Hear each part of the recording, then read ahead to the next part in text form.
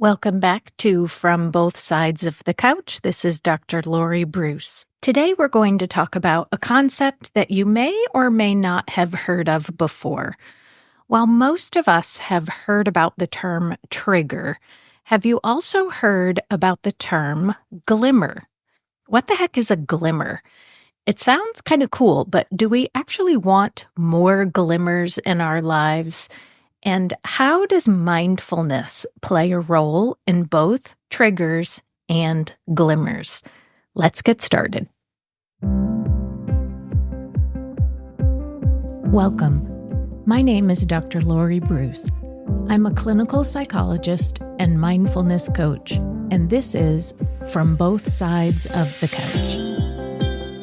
In this podcast, I will be sharing with you ideas, strategies, and nuggets of wisdom from my 25 years of experience as a therapist and as a client in my own therapy.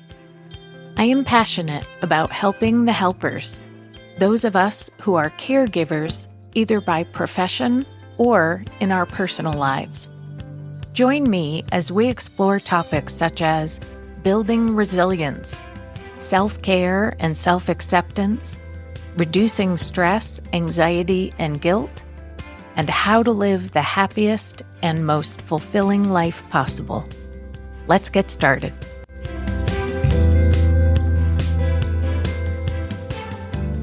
Please first keep in mind that neither of these terms are considered official psychological terms. You're not going to find these in the DSM or probably not in any other research publication. These are just colloquial terms that people are using, so there really is no official definition. I'm just going to share with you how I think of them. Let's start with triggers. When we endure a painful or traumatic event, it is normal to want to avoid the people, situations, or things that remind us of that event. I can give you kind of a silly example in my life that was mildly traumatic for me at the time, but I can laugh about it now. Many, many years ago, I was walking down the stairs in one of my college dorms. So we're really talking over 30 years ago at this time. I was probably 19 or 20. I was walking with some friends and I noticed that there was a trash can, and it was one of those closed trash can containers, the kind where you have to push the little flap opening in order to put the trash inside. So I noticed that the little flap opening was kind of flapping back and forth, like it was quickly being moved open and shut. And I turned to my best friend, Michelle, at the time, and I'll never forget, I said to her, and the whole thing happened in slow motion, I said, "Oh, wow, look at that trash can." And I barely got the word can out of my mouth when this squirrel just leaps out of the trash can and onto my arm. And I literally turned just in time so that the squirrel did not land on my face. It landed on like my shoulder and like my upper back, and I landed on me, and then it jumped off and scurried away. And all of us screamed, and honestly, I think I might have started to cry because it literally just scared the crap out of me. So for many years, I was afraid of squirrels, and seeing a squirrel reminded me of that event. And even today, when I'm walking outside, I give all trash cans a very wide berth. And if I have to use one of those specific types of trash cans, I usually kick the trash can first to make sure that I don't hear anything, and then quickly put the trash in and run away. So in this scenario, the squirrel or that particular type of trash can is a trigger. It reminds me of an upsetting event, and it triggers the memory of it. So this was not a serious trauma. It was a very, very, very tiny little mini trauma, but it was still super scary. And so the term trigger is also now colloquially used outside of the context of trauma. Many people just use the word to describe that it upset them. So they might say, that was so triggering for me, but really just what that means is it has created upsetting or disturbing thoughts, images, or feelings. And some people feel offended by that, to use the term triggering, even though it is outside of the context of trauma, but that's honestly just how people use the term.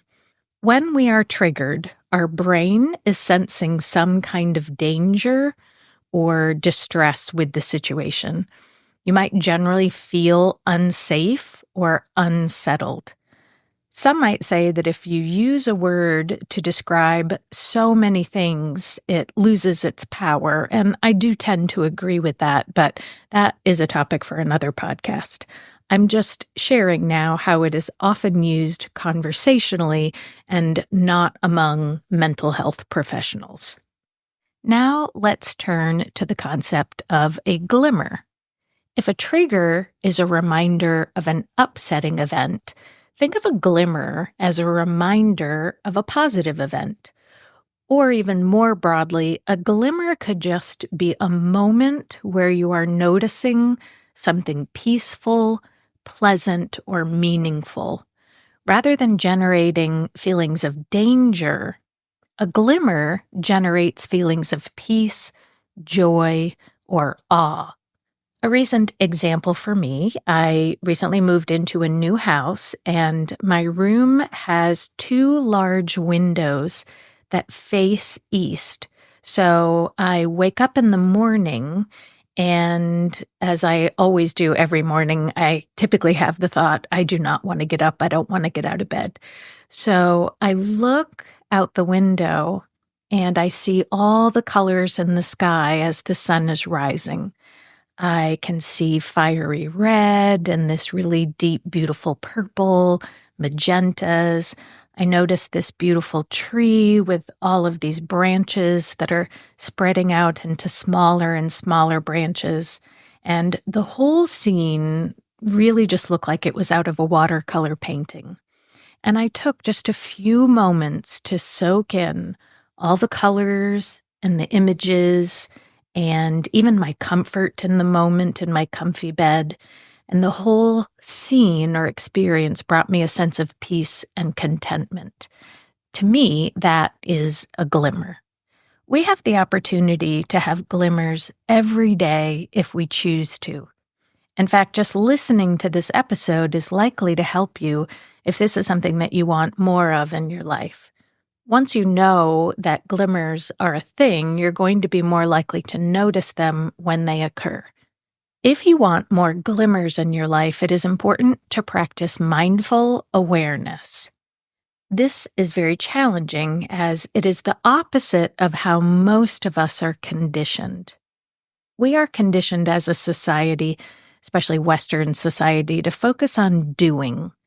Other words for doing are achieving, striving, accomplishing, checking the box off of your to-do list. And there's nothing inherently wrong with doing. It's just as important to balance our doing with our being. Being is just that. It is being present in the moment. We're observing our environment with all 5 of our senses.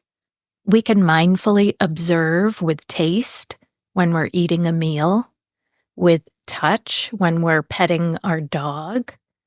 We can observe with smell when we're baking cookies, with sight when we watch a beautiful sunset, or with sound when we listen to our favorite song.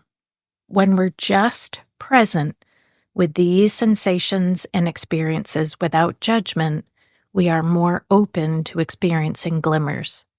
Notice how much of your day is the opposite, is mindless. We mindlessly drive our cars and forget our exit. We mindlessly scroll through social media until we feel bored and bad about ourselves. We mindlessly eat until we feel uncomfortably full. Our chronic mindlessness can lead us to feel like we're missing out on life, that it's just passing us by like Groundhog Day, one day after the other. The more mindless we are, the less joy we can experience. If you would like to experience more glimmers in your life, it starts with very small steps towards being more present. Don't expect that you'll be able to focus on your senses for very long periods of time. You might at first be only able to do this for 1 or 5 seconds before your mind begins to wander into doing territory. That's okay. Just be patient with yourself. The more you practice, the longer periods of time you can just soak up your glimmer. Now it's your turn. I'd love to hear from you. Do you regularly experience triggers or glimmers? How much do you feel your level of mindlessness impacts you? Have you ever tried to set up a more consistent mindfulness practice, and how did it go? I'd love to hear from you. You can email me at drlaurie@drlauriebruce.com.